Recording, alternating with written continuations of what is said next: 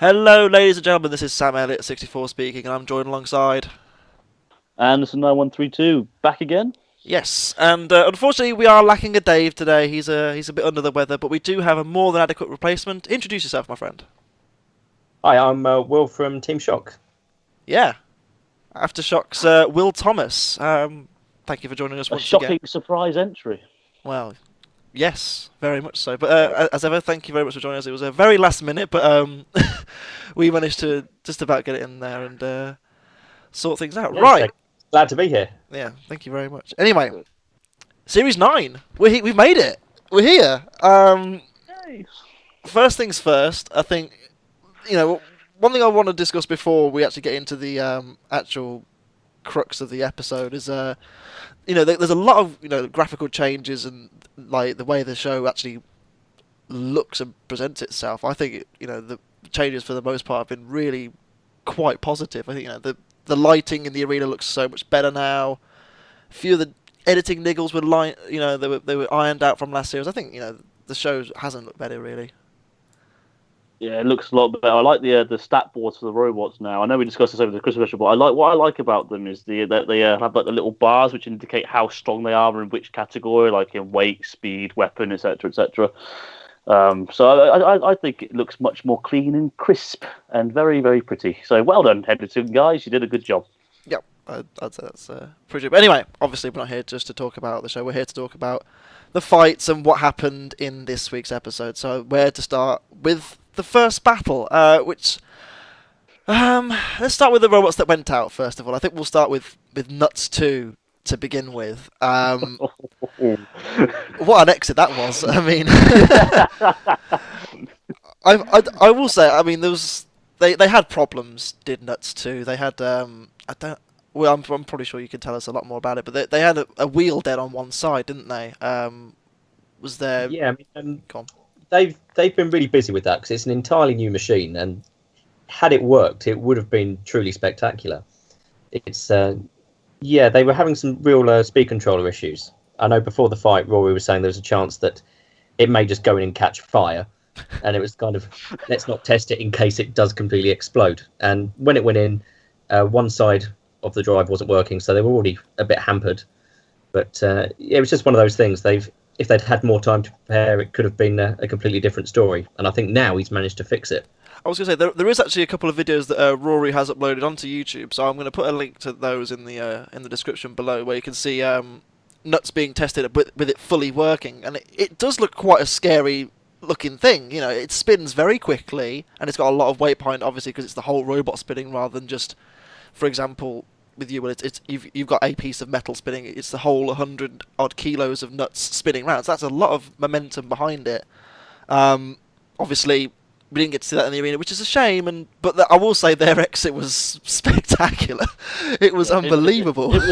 It was a shame to see them perform so well, especially after how well. I mean, it was renowned last series for being the plucky underdog, and it was really nice to see them. But it wouldn't die, and it's a shame that they didn't even really get up to stock. So I was actually thinking to myself during the match, where's Nuts? I mean, Rapid's out there's Jelly being Jelly. It was all good fun, but there was, and then of course I kind of twigged that it wasn't in full control, which is a shame. But if you're going to go out, you got to go out in style, and I don't think it gets much more stylish than that, really, does it? Yeah, they got bummed out the arena quite literally. I mean, Matilda's arse is lovely. Yeah, what wasn't seen before the camera was Nuts actually struggled to get to its starting gate.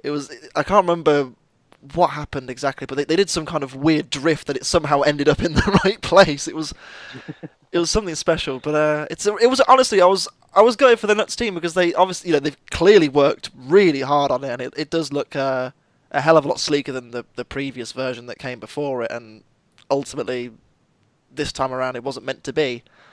Even the mini bots were quite cool. Were a lot sleeker and prettier than the old ones. They had like a nice little polished look to them. Yeah, they're all 3D printed and all fancy and stuff. But for them, it wasn't to be this time. They ended up out of the arena, and there wasn't really much more to say because they didn't get in. I mean, they got carried by Rapid a little bit, and that was it. Yeah, I mean, I will say I was actually quite shocked that it lost in the first round. I thought I know it sounds a bit daft, but I did think it might have a chance of going through because it's nuts and that's what they do. So to see it go out in such spectacular fashion was great, but also a little bit upsetting. But yeah, hopefully they'll get a chance again in the new series because I believe there's been a new series confirmed. I'm not. It was announced sure. today, It was announced today, wasn't it? Today being the 6th of March, so we now know when it's recorded. Anything else to add to Nuts 2? Will anything interesting you know of that you can add? I think Rory Mangles is actually a pretty cool name for a Roboteer. Just saying.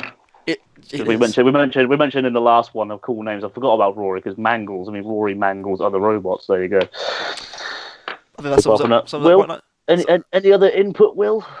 I mean, this version of Nuts is a complete sort of step up from the last one. I mean, it was sort of more amateurish last time round, sort of cobbled together, and this time they really made it look the part, and internally it was fantastic. And had they got their sort of melty brain spinner aspect going, so they could translate while spinning, it would have been a real force to be reckoned with because it would have had some serious power. So, if anything, I'm quite glad that we didn't have to fight it. So that could have been a bit of a mess for us. You think so? Like, did you honestly like fear facing Nuts? Not fear it, but like but apprehensive to fight it. Well, the funny thing is, Rory was studying at Reading Uni while I was there, and we did a couple of open days with the amp weights, and I had an amp weight version which is pretty close to the current Aftershock, right. And he had his little mini sort of version of Nuts, and he was spinning it round and got the flail caught in the disc, and the amp weight just exploded. So my spinner blew up into a million pieces, all because the flail got caught in the disc. So had that happened on a bigger scale, it could have been, a bit catastrophic for us. Series over, everyone. Let's just call it a day. Yeah, that's sort of goodbye arena territory. Oh God. Hopefully that's not the end we'll see of Nuts entirely, but it is the end we'll see of Nuts sort of this series. We'll get to that later. I think it's time to move on to the biggest robot with the biggest heart, I think, in this episode, Jellyfish. Unfortunately, in this round, again, it wasn't really explained that much on camera because I think there was a lot that happened in this heat, which meant a lot of editing was required around it. But Dave, I know, mentioned to me when we were there that he had a lot of transmitter issues because of lights and whatnot, and it wasn't controlling how he wanted it to do.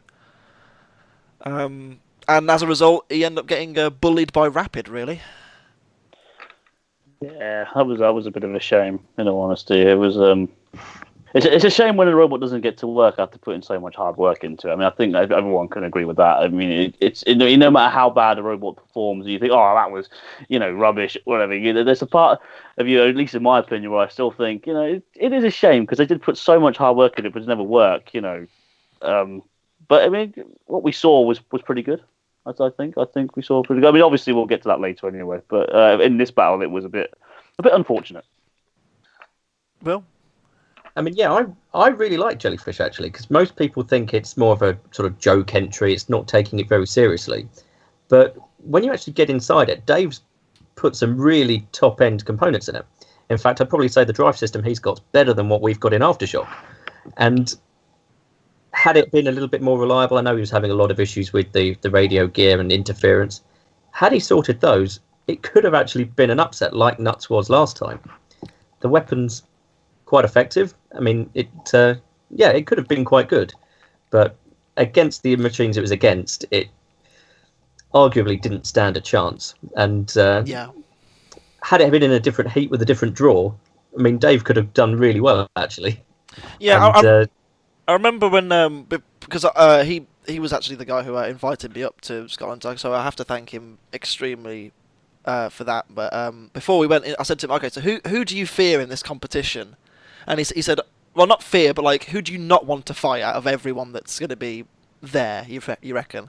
And he said 4 robots that he really didn't want to fight. He didn't want to fight Eruption. He didn't want to fight Behemoth, and then the other 2 he didn't want to fight were Terahertz and Rapid, and he ended up getting both of them.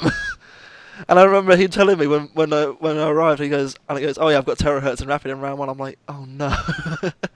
his face just sank. It was really quite sad. But I think ultimately, as we said, he had control issues in round 1, and I think given that, I think given the caliber of robot he was against, I think it was a plucky performance, but there wasn't much he could do.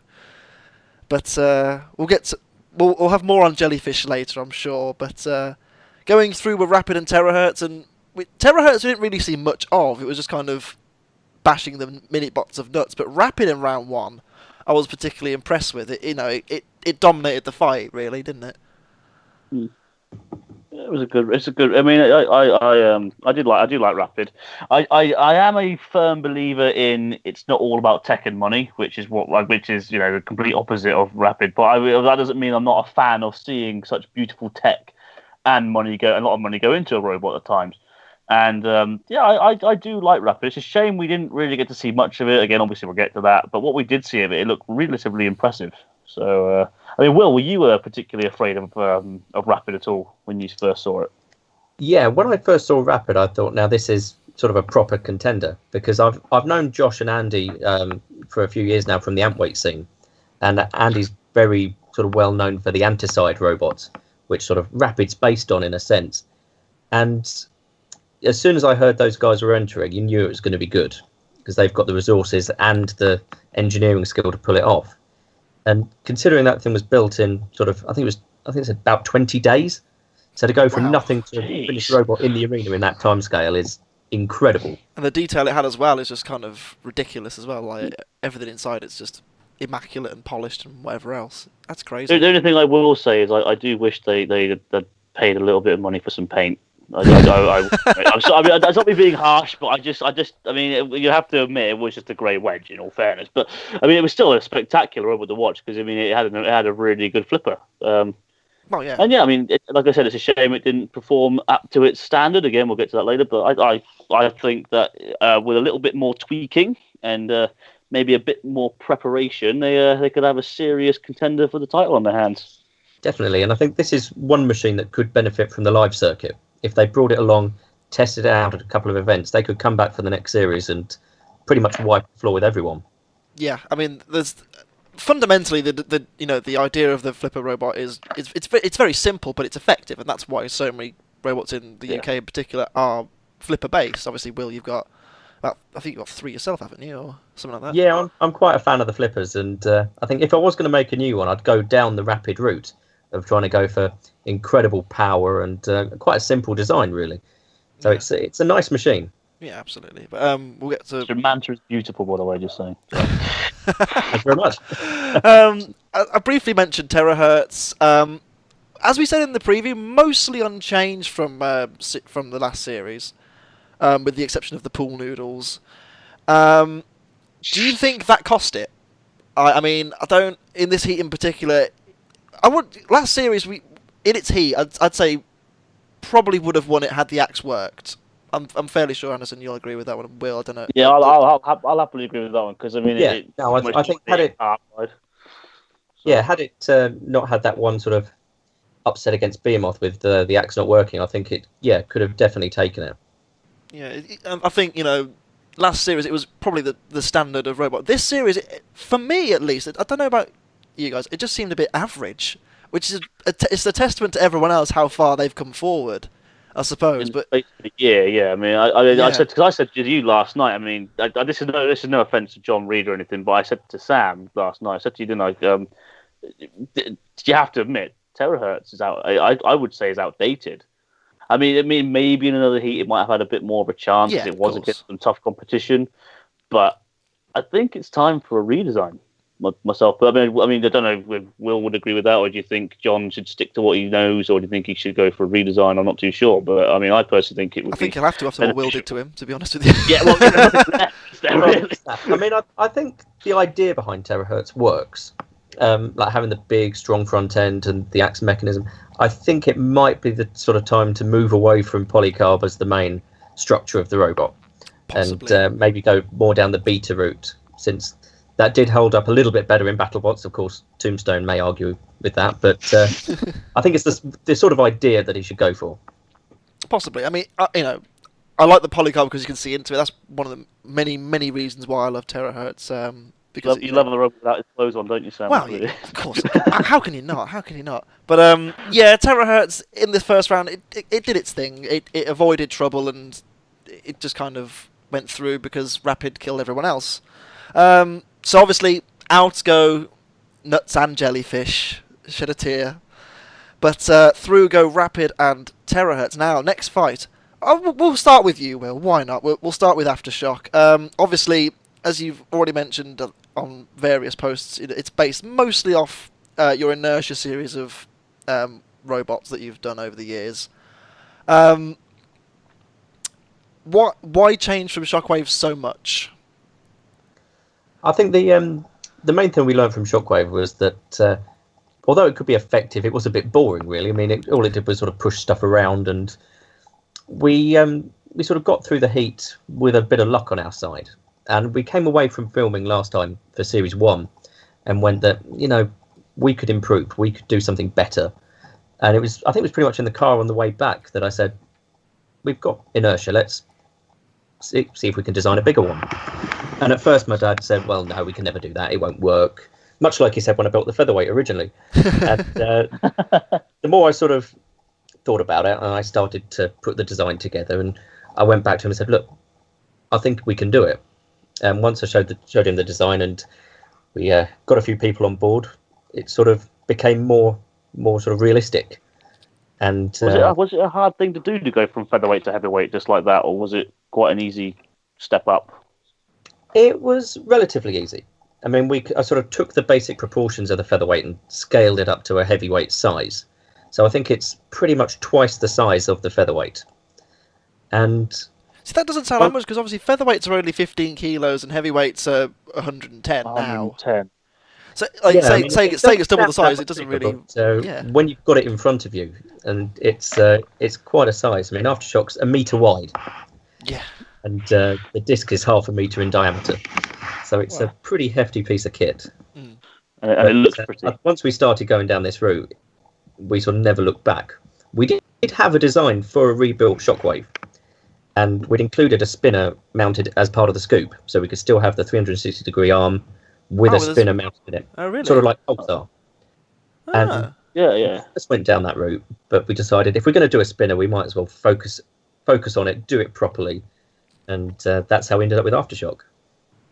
And you did a very good job. I think we can all agree on that. Well, I think the gamble paid off, I think. Yeah. So Aftershock was coming. Aftershock is now here, and in its first round, I mean, as you said, it had a bit of a problem with the wiring. It blew up. You said, I think it was on the show. But other than that, really, there wasn't. I remember. I spoke to you briefly, Will. I don't know if you remember. I was on the when you were doing the celebrity stuff, and I know you were a little bit apprehensive about fighting Sabertooth at the time, because you were slightly concerned, not concerned, but like you acknowledged it was there.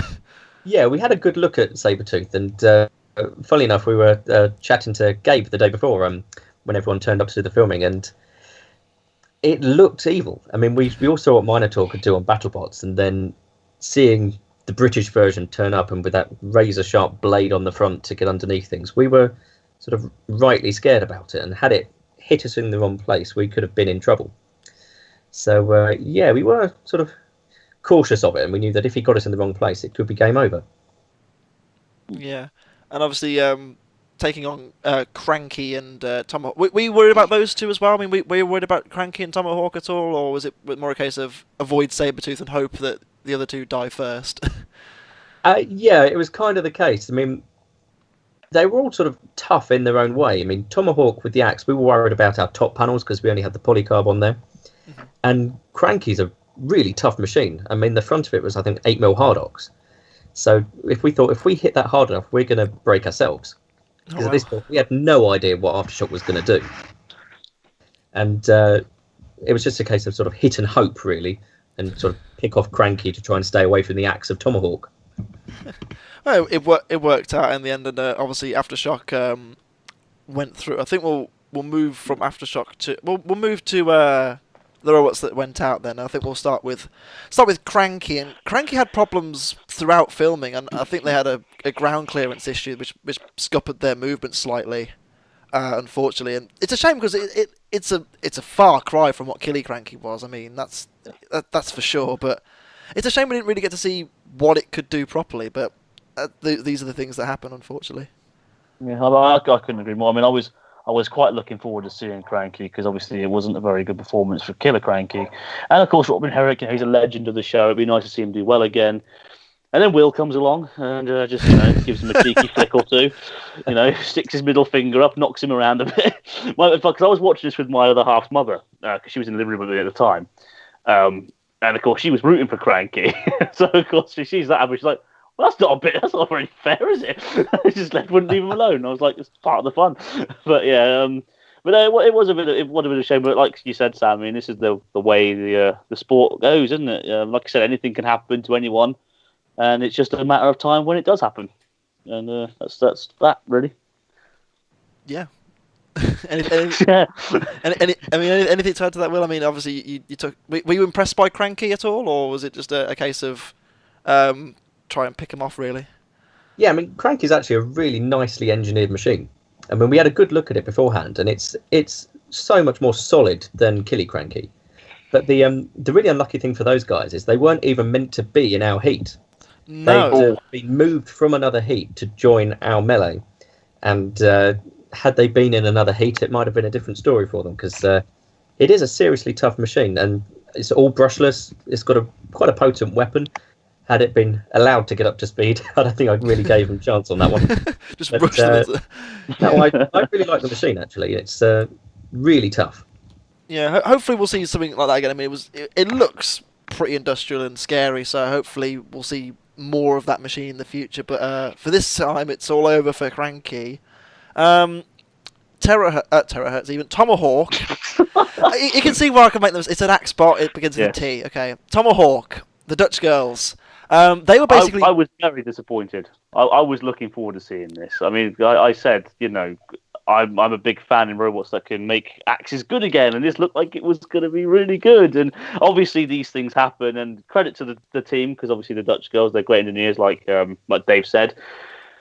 But I mean, and again, these things happen. But it was a bit disappointing. I would like to see them do a little bit more than what they did. In fairness, they did. While Will was having fun with Cranky, Sabertooth was doing their own thing with Tomahawk, weren't they? So it was kind of. It was almost like a joint attack. It was, and you were in the same pod as Sabertooth, Will. Was there any conspiracy there? Did you say to them, look, we're the best two here, let's go and kill them, or was it a case of just every man for himself? Honestly, you can be honest here. With Sabertooth, I said, look, I'm not going anywhere near you because I don't want to get hit by your drum. So it's a case of, I'll run away like hell if you come near me, and I'll just hit the others first. But no, I think they were sort of equally wary of us hitting them. Right. So it's a sort of mutual respect on that front. Yeah. That's where you and I differ, Will. Because I mean, I would just turn around and say, I'm scared of that thing. I want to wreck it before it can get a chance to get me, sort of thing. Meanwhile, you're like, oh no, I'm just going to wear off and run away. Yeah, I mean, with that one, I was kind of hoping if we can get one fight out the way, at least we've got a few more to sort of worry about after that. Because up until that point, we had no idea if Aftershock was even going to drive and spin at the same time. Because separately. Yeah. So ultimately, in the end, it was the Tomahawk that ended up going out alongside Cranky. I think we'll finally bring it round to Sabertooth. Gabe won a fight, everyone. It happened at last. There was no confetti. But he still won a fight, and it had to be with this version because this was by far the best version he's ever created before. And huge credit, well done. Congratulations, Gabe. You've won a fight on Robot Wars finally after all these years, and he did well in the melee. I mean, as we said, he took on Tomahawk and wrecked that machine, and it looked really good in round one. It really did. Yes, it did. Yeah, sorry, I was a bit. I thought Will was going to talk there first. I've always spoken I first. thought you were going to talk first. Oh, yeah, exactly. We're professionals, ladies and gentlemen. Yes, so no, yeah, it was good to see Sabertooth actually, do something. No offense, Gabe, but yeah, it was a good robot. It hit where it hurt, and it get the job done. So I very, very big congratulations there to Gabe and to Sabertooth finally winning a battle. Yeah, it's such a nice looking machine as well. I mean, that's one thing Gabe always does, is not only focus on making something that works, but looks the part too. So he could have made a boring, generic drum spinner, but he had to put his own style and flair on it, and I think that is what makes it stand out. Yeah, I did like the fact that they put... Oh, sorry, continue. I was going to say that I like the fact that they put the... I know it's not the same one, but they put the scoop of Sabertooth over the top of it, so kind of like tie it in sort of thing with the family, if you like. Which I like that touch, you know, it's nice. I'd just like to say fair play to Gabe, because like I said, I mean, every year he's entered Robot Wars, he's always built something completely new. I mean, he didn't just enter the same robot year after year after year, you know, with minor upgrades. He's always built a completely new machine. And it's ingenuity like that, which I like, because, I mean, I understand why people enter the same robot every year. That's fair play, you know, you want to just make minor tweaks. But it's just nice to see someone who comes back with something different each year, because it just spices things up a little. Yeah. I think so. Yeah. You know, it offers something new to the table, and ultimately this year it paid off. So through go Aftershock and Sabertooth. I think the first head-to-head was was it Sabertooth and Terahertz, the first one? I think so. We'll go with Sabertooth and Terahertz, and oh my, a grudge match dating back to Series 6, and it went the other way. And I mean, John said it was poor driving at the start, and to an extent it's true, but I mean, you know, you can't really get these things perfect every time, can you? You know, as we saw in the Celeb Special, it's very difficult to control these machines. And Sabertooth took the opportunity. They ripped the back off, which they needed to, which they did well, and they made Terahertz pay. They really did.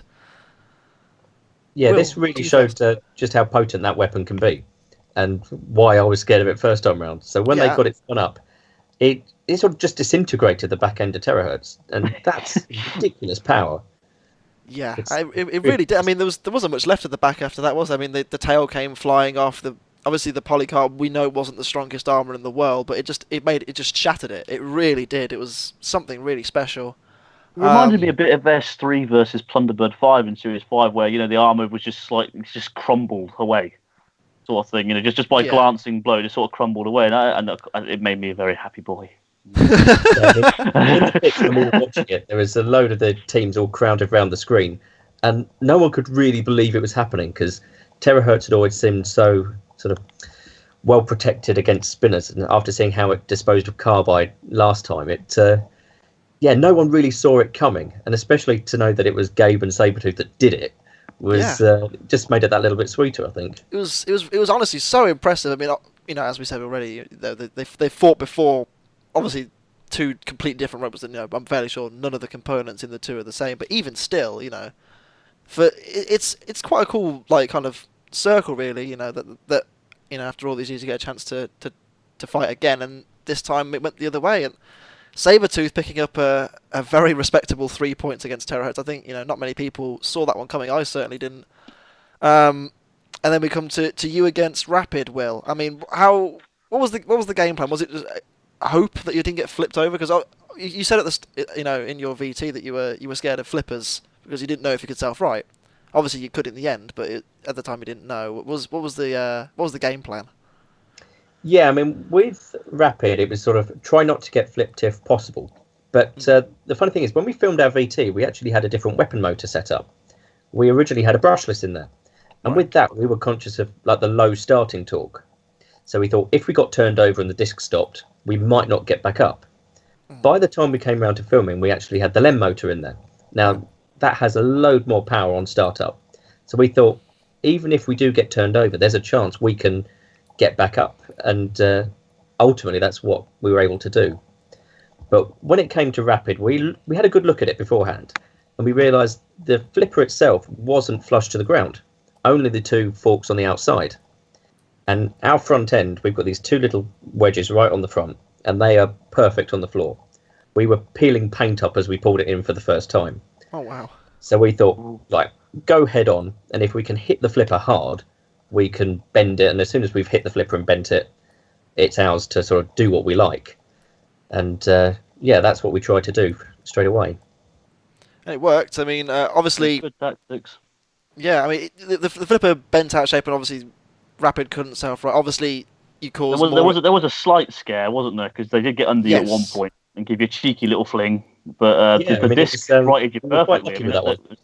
It was a perfect rebound though from you on your part. Just that, and then of course you knocked him silly. Yeah, I mean, when we actually got turned over, we hit the floor so hard that we took a massive lump out the floor, and we tore up the panel. Yeah, so I noticed that if you watch this really closely in this fight, the panel actually lifts up out the floor, which is pretty insane. The amount of power. I've got some photos of that. I'll try and get it on our Facebook page at some point today, because we actually lifted up the entire floor panel in that section. Because when I went to drive to the side at the end of the fight, I drove over by the wall and parked it, and I tried to make sure it was still moving, and it had actually lifted the wheels clean off the ground. Oh wow! So I thought we were sitting there immobile, and we were turned out we were just beached on the floor. And that's crazy. They had to cut out an entire section of floor, re-weld a new piece in, where we just hit it so hard. Damn, I really appreciated that. So yeah, we caused a bit of work for the stage guys. So I think it took them a good sort of half hour or so to repair that. Yeah, again, that's just testament to how powerful Aftershock's weapon actually is. But ultimately, this fight did have a ripple-on effect. Obviously, Rapid taking more damage than what they initially thought. The gearbox going, meaning that they were out entirely. I know the internals of Rapid are hideously complicated, and as a result of that kind of left them in trouble. Anderson, go on. Yeah, well, I was going to ask Will about this because obviously he was there. Was the fact that they were too high-tech a main contributing factor in that then? Because they obviously, when you have something so ridiculously high-tech, if it does break, it's very hard to repair or very hard to find spare parts for. And was that really the main issue they had, or was it a case of it was just so obliterated that they would have had no chance, even if it was just a simple fix? Yeah, I mean, I think it was a sort of combination of being very complicated and time to repair, because we only had 2 hours, and they were being very strict about this sort of 2 hour repair time. And if they'd had another day to do it, they might have been able to get it apart, sort it out. But we were constantly being rushed and saying, like, get ready to go in. And I think they just ran out of time, and because of the complex nature of the machine, they couldn't get to the part that was broken in time. And that was that. And out went Rapid entirely, and coming back in was the mighty Jellyfish, but we'll get to that later. We'll get back to the blue machine. Sorry. We'll get back to Jellyfish in a second, but I think it's time now to discuss that fight, Will, with Sabertooth, which is as we mentioned briefly before we started recording. There's been a bit of an adverse reaction to it. I mean, so there's a certain group of people on the internet that believe that you did too much damage. I think it's kind of harsh in that sense. I mean, I'm sure you'll be able to give us a better idea in a second, but like, how on earth do you judge when to stop? I mean, it was working right up to the point where you hit it and then it was stuck by the floor flipper. And at that point, but you don't know if it's just going to drive away then, do you? How do you judge that? Yeah, I mean, it's always a really tricky one to sort of gauge when a robot's moving and when it's sort of half there or stuck on something. And yeah, I mean, looking back, there is an argument that maybe we did go a little bit too far with the damage. But at the time, I was sort of convinced that it was still moving and still sort of driving away. And having watched it back a couple of times now, sometimes, yeah, the edit makes it look like the hits were further apart than they actually were. So by the time they sort of cut away to the teams and back again, what made it look like it was 10 seconds between hits was more like 2 or 3. So it was all sort of much more fast-paced than perhaps it came across. And yeah, maybe there was a little, or sort of maybe 2 hits too many. And we sort of got that feeling when we got back to the pits as well.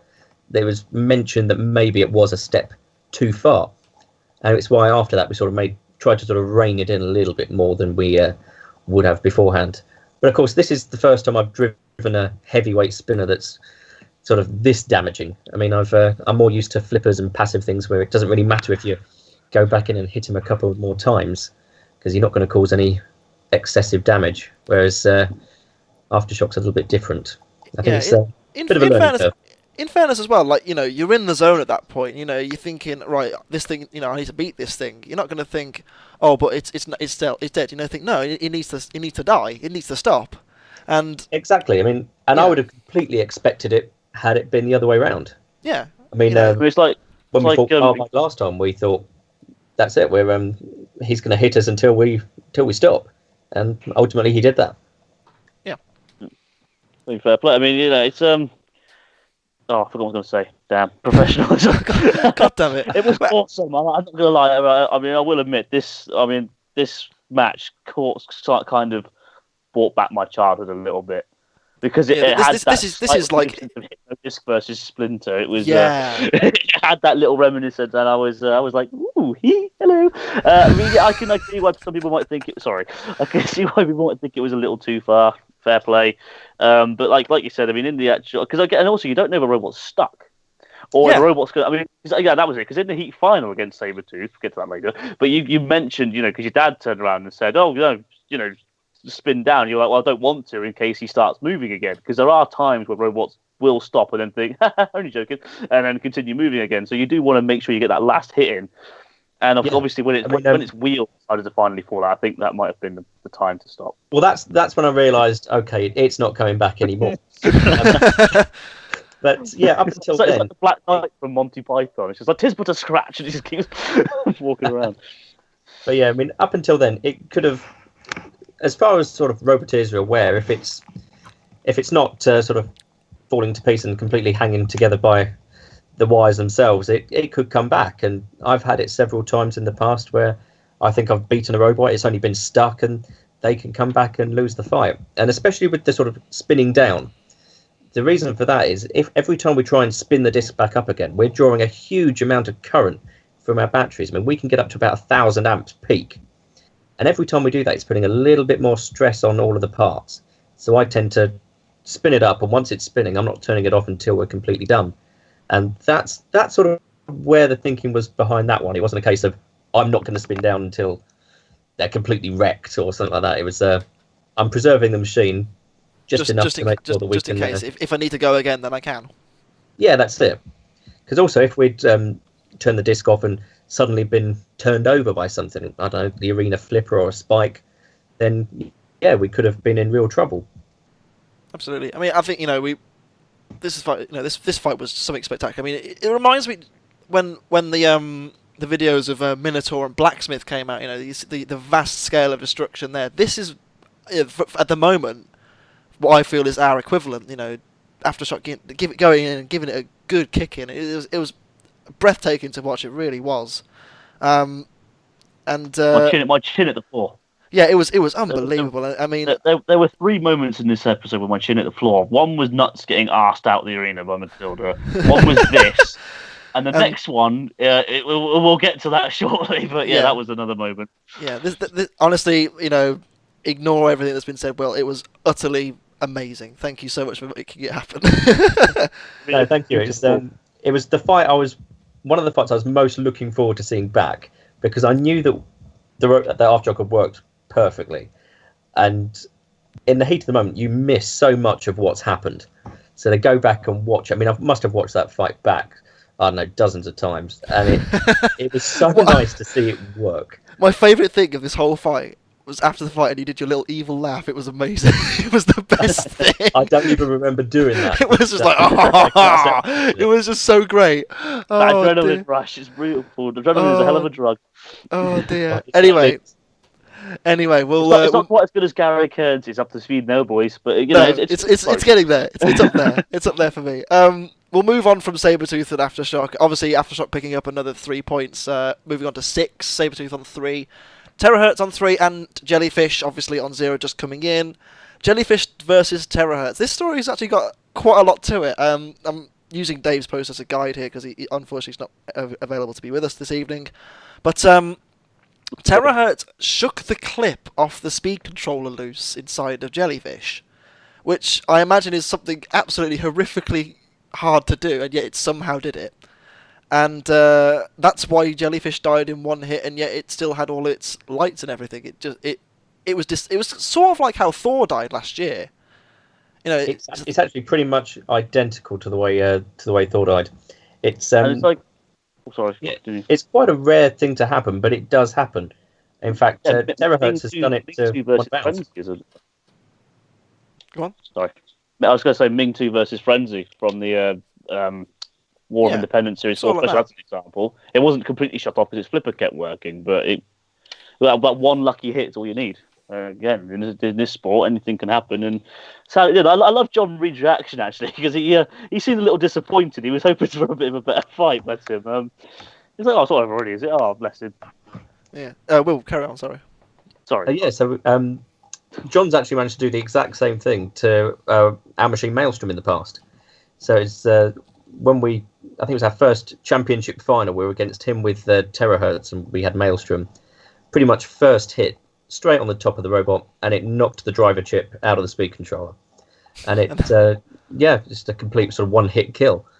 And it's, interesting to see that sort of 8 years later, he's done exactly the same thing again. Well, these things can happen. Obviously, unfortunately for Dave, it did this time at Terahertz, picking up 3 points. There's not really much to discuss about this fight other than Terahertz hit it and Jellyfish died. And obviously that's sometimes how it goes, and that's how it went this time. Now, Will. Terahertz against Aftershock. I believe I could fly. That was... I believe I can turn. That was... Sorry.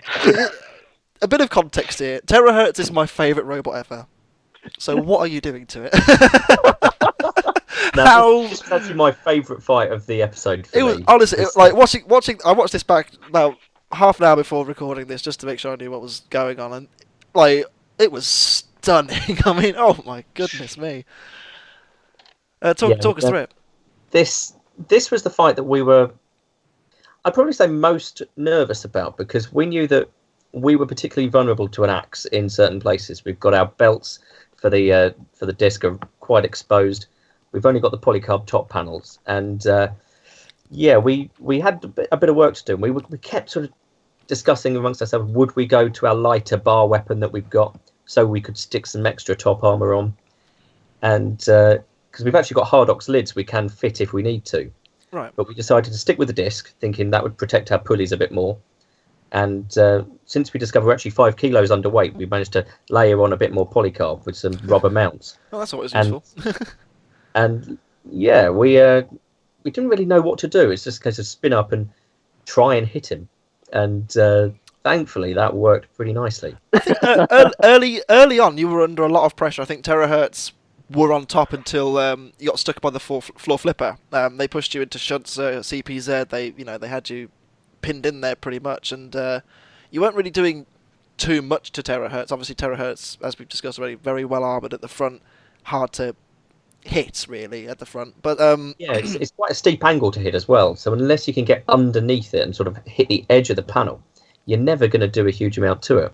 Which you managed to do because of the floor flipper, which was that hit was I mean, it went at least 4 or 5 feet in the air. That was unbelievable. That was the second jaw drop, the third jaw dropping moment. Sorry, I mean that was. Oh. Yeah, that was the one where we sort of.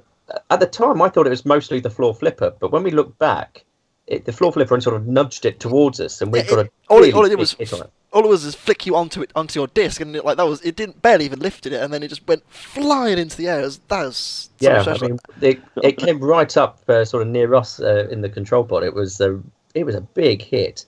Yeah. And the thing we discovered after the fight with Terahertz was that we'd been hitting that front scoop so hard that we've actually fused bits of Terahertz's scoop into the tooth on our blade. Oh wow. With more material on our disc than we started. Makes it heavier, I guess, I will stick that on our Facebook page later. And you can see how the material was sort of blue where it got so hot as it fused the pieces together. It's absolutely incredible. Yeah, I think the finishing move was... the Jonathan Pierce groan was just unbelievable when he flicked him halfway across the arena. It was it's another great hit. I mean, I know with Terahertz has been damaged like that before. Fluffy, for example, in the Fifth Wars, but I mean not since it's huge upgrade it's had, and that is just some unprecedented damage. It was Yeah, I mean, unbelievable. as it turns out, the damage that we caused was fairly terminal at that point. Oh, we really? took out both drive motors, and we cracked the bulkhead, I believe, the main one, and we took out the reason it couldn't self-right is we'd taken out the return of the axe, because where we'd hit it, everything had shifted and the valve had basically become disconnected from the ram. Wow. So it was a complete sort of You manhandled on that front. You evil Correct. man. How dare you? I just want to say this now, right? I think it's quite ironic how John helped out in the celebrity special with a robot called the D, and that's what he got given in this battle, to be honest. He did. He did Yeah, get given the D. I just have a quick question, actually, Phil, because you're not much older than myself and Sam. At least I don't think you are.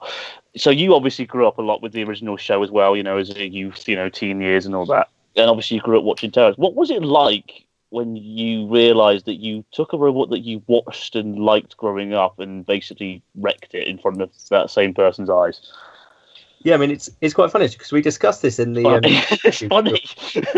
post-fight, and because John's sort of a legend of sort of Robot Wars and BattleBots, and you never sort of think watching it growing up that you're going to one day be in the arena with someone like that you've sort of watched and admired, and beaten the hell out of his robot, which is a completely weird feeling. And that one didn't sink in until we got back down and saw the robots, and John came up to us and he said a few words which we can't repeat about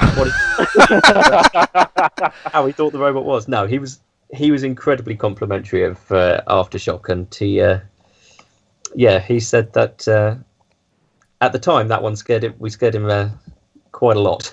It was honestly, it was a spectacular thing to see. I mean, it was, as I said, the final hit was something special. I mean, I watched that back and I just think, oh my god, that happened. As I mentioned already, Terahertz is my favourite machine ever, and you made it look very silly, Will. So again, it was very. Yeah, sorry about that. No, it's I'm just gonna sit over here and cry. No, it was spectacular. It really was. You did crying last night, didn't you? With the I did. Honestly, I was weeping and weeping. We'll move on. Aftershock picking up. That was the best match of the night. There we go. Yes, I think so. Best battle of the episode. I mean, there were some great battles this episode. I just want to say this now. I mean, there wasn't a bad battle, which is I mean, there's always that one battle where you think, but they were all. This was one of the rare occasions. Yeah, absolutely. I mean, so Aftershock moves on to 9 points. Terahertz stays on 3, meaning that they could still, in theory, make the heat final, but that relied on Jellyfish picking up 3 points.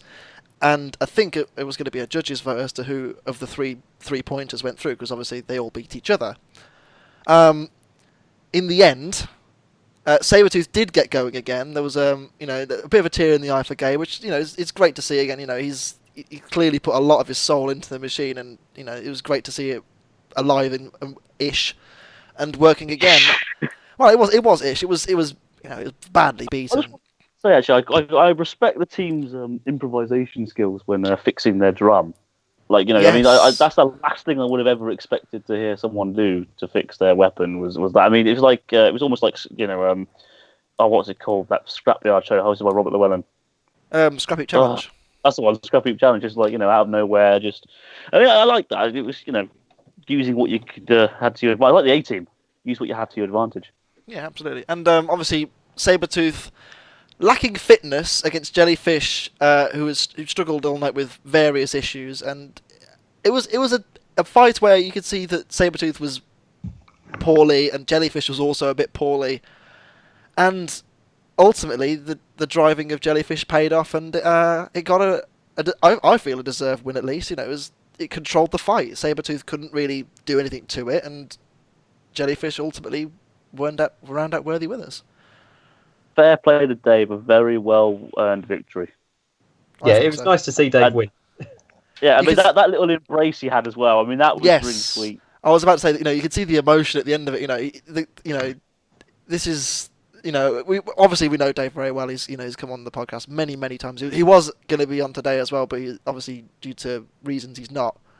And this is a show he's watched growing up, just like us, and for him to go on and enter with a machine and beat a robot like Sabertooth is kind of crazy, and I don't think he was so forlorn after the first after going out to Rapid and Terahertz, and it was a really cool thing to see him back in. It was great. It was very very emotional. Fair play to the guy. I'm very very proud. Or anyone? I was really chuffed because I thought to myself, I don't want to see Jellyfish get absolutely mangled, and I was like, oh, it's actually winning. Yeah. Continue doing this, and it did. It was a bit of a shame they both got stuck actually, because the pit was slightly lower than it should have been. Yeah. It wasn't level with the rest of the floor, and both robots got stuck there a little bit. So well done, producers, for that one. If you're watching, which you're probably not. Yeah, sort it, yeah. Sorry, there we go. But yes, I think Will, do you have anything to add to that fight? Were you curious to see if Jellyfish did go and win that fight? Because obviously you could have ended up fighting them. Yeah, I think that would have been a very interesting one because I've fought Dave many times over the years with sort of amp weights and featherweights, and he always goes for the sort of the more homemade approach, sort of build out of whatever he can find lying around. I will say one thing, but he did say before we went, he has a habit of beating you. Is that true? That tends to be the case. So I can spend sort of ages building these elaborate spinners, mainly in the amp weights, and he comes along with his robots, which he won't mind me saying are duct taped together, and more often than not, he will beat me. And there was a slight bit of bitterness in your voice there. Well, I'm just going to say that. No, I know, and I think the thing with Jellyfish is there's so many bits which could have come off and got jammed up in the disc or just given us problems. Then I don't even know where I would begin with it. So one of the things as well, he was very low. Could you have honestly hit him? Like, really? If we'd got underneath it, we might have, but I really don't know if we could have done any real damage to it. And Dave sent me photos of Jellyfish when he was building it, and right up until the day of filming, I had absolutely no idea what it did, and because he wouldn't tell me exactly what it would do. And even looking back now, I just have no idea how I'd have dealt with it, and it would have been interesting to see Dave actually win that one. Well, Jellyfish is an interesting design anyway, because I saw Craig post on the comment on the thread on the unofficial Robot Wars Facebook page that Jellyfish was a well-designed machine because it was designed to like flex and bend with hard hits, and that bit like Gabriel from last year. Yeah, and that was proven when it got flipped. Well, it's made by the same material as Gabriel, if I'm right. Yes. Correct me if I'm wrong. So, and as I show when it was against Rapid, it was getting flicked around, but because it would flex when it landed, no serious damage was done. It was a very unfortunate axe shot from Terahertz, I'll admit, but there was no external damage done, at least. So that shows stuff. It's a very well-designed robot for what is essentially what many people call, and I'm saying this in inverted commas, by the way, joke robot, but. I respect that because again, it's not just a case of you going over the top with it. It's just clever engineering, and there needs to be more of that. You don't just need to build a big weapon. Obviously, that makes no sense because Aftershock won, but whatever. But it shows that there's a lot more to it than going over the top with one thing, or it's just the clever little details that matter. Yeah, absolutely, and I think this is only the second time since the round robin format has been introduced to Robot Wars where every team won a fight. So there you go. But it's good stuff. Anyway, we move on to the heat final, which obviously because once again Terahertz lost its head-to-head that it needed to win, it means that Sabertooth goes through to the heat final. We'll wrap up on Terahertz. Obviously, Wolves I think retired it. I think at this point it's looking pretty second-hand after last night, but. Hopefully we'll see it again, maybe a bit different. You never know. We might actually see a Terahertz for the new age. We'll have to wait and see. But solid performance. There was talk of a new one that's being built. I know John's always got ideas, so I think we'll see Terahertz again, just not in this form. Yeah, it's looking pretty sad at the moment, isn't it? But, heat final time. Will talk us through it. Was again, obviously you've beaten the 7 bells out of Sabertooth at this point. Was there still a fear of Sabertooth going into the heat final, or was it a case of just make sure it dies straight away? Well, no, because before the heat final, we had sort of a day's break in filming while other heats were being filmed. Right. And they spent that day, and they were allowed to do it. It was completely within the rules. They were allowed to have that time to get ready. And by the time we went in, they armed it up. And this time we heard the brushless motor start up. We heard the sequence of it starting up. And that's the point where I remember sort of feeling, right, this could work now. And they had their blade back on the front. And we were a little bit more apprehensive this time. And sort of, and we knew that if it could start up, it could still do some damage to us. But ultimately, we got there first. Yeah, I guess with two big, heavy hitting spinning weapons, it is always a case of who gets the first hit. I mean, it's like everyone.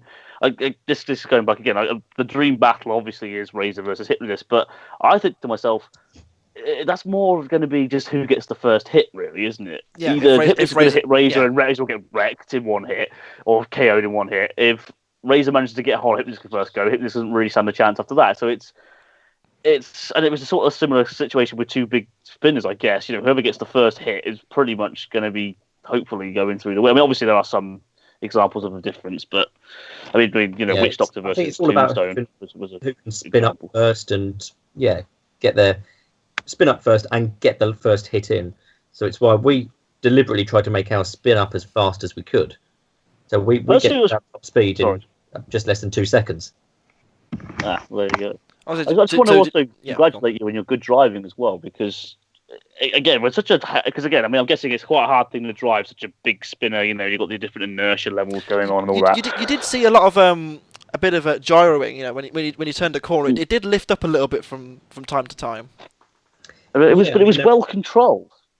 Yeah. Yeah, I mean, it does tend to lift. I mean, when you've got sort of a disc that size and weight doing that kind of speed, you're always going to get a bit of the gyro effect. But we've actually designed it to try and limit how much it can lift by. So is that why it's so wide? It's why it's so wide, but we've also got, I think it's a good 10 centimetre gap between the wheels and the outside edge. Oh. So that it can only lift by so much before the sort of corner of the robot hits the ground, and it sort of prevents it going any further. So we can only lift up by about 10 centimetres. All right. So it's just all part of the plan. So and it clearly worked. Obviously, Sabertooth, while it had recovered somewhat, it still wasn't at peak fitness, was it? Let's face it. It still had a bit of a sprained wrist, if you like, and still suffering. Yeah, and this time it wasn't the mass destruction that we saw in the head-to-heads, but I think it was. I think by that point, they were. I think did Gabe say to Rob don't move because he'll hit you again? I think they just wanted to have it come home. Really, I think it was pretty finished in the flame pit, and ultimately, Will, for the second year in a row, you're a grand finalist. Well done. Thank you. Yeah, got the new George Francis over here. Oh, yeah. New Graham Bone. I was going to say, not many teams in the past managed to make 2 finals in a row. I mean, does that sit quite high for you as an achievement? 2 times in a row grand finalist as well. Yeah, because you're up there now with like the Razor team, George Francis, obviously, the Firestorm boys, the Hit and Disc boys, especially Hit and Disc boys, because you've got a ridiculously powerful spinner in one of those cases. Tornado, all these legends. So how does it feel to be put a part of that throne? It's quite surreal, really, to be sort of mentioned in the same sentence as some of these machines.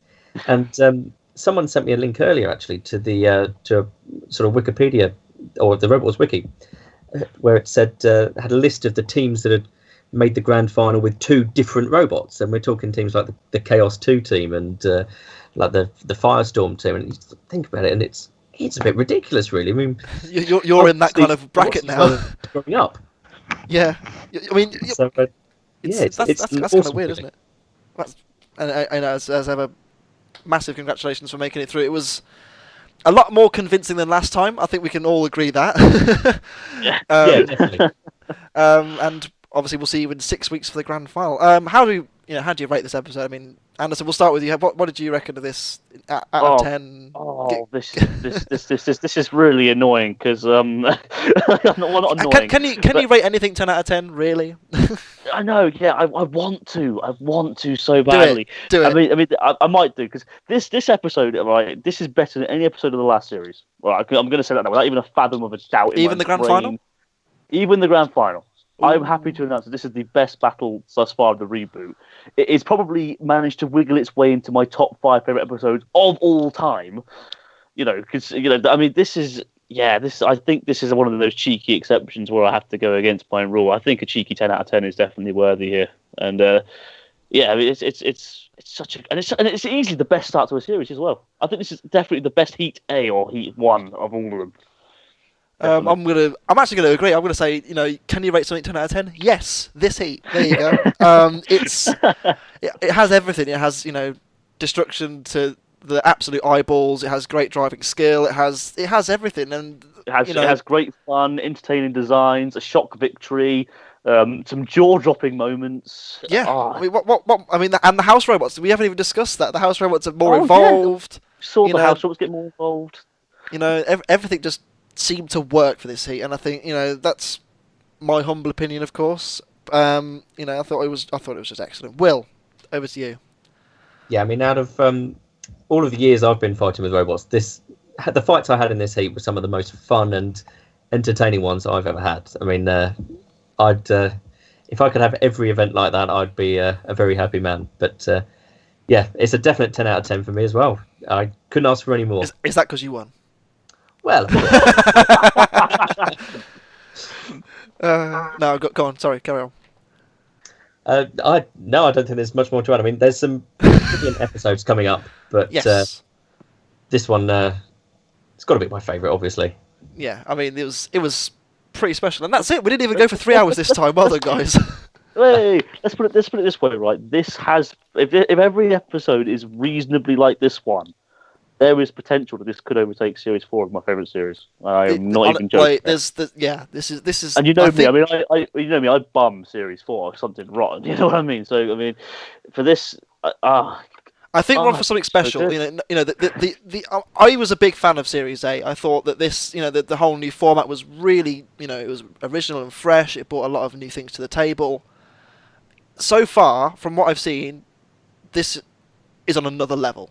And I really think this could be, where Robot Wars really retakes its place as a really entertaining show. That's just me. It's daft. It's just daft. It's so daft. It's brilliant. I love it.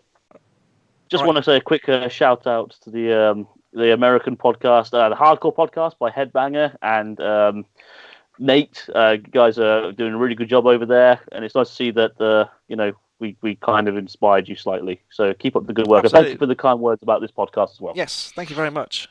Yeah. Anyway, Will, as we just said, congratulations, and thank you very much for coming on. It's been a pleasure to talk to you. Thank you very much. Loved it. And hopefully, fingers crossed, we'll see you do well in the grand final as well. Yeah, it's going to be a good one. Yeah, absolutely. Anyway, I've been Sabertooth64. I've been that really annoying bloke who tells bad jokes. And we will see you next week for Heat 2 of Robot Wars Series 9. Goodbye.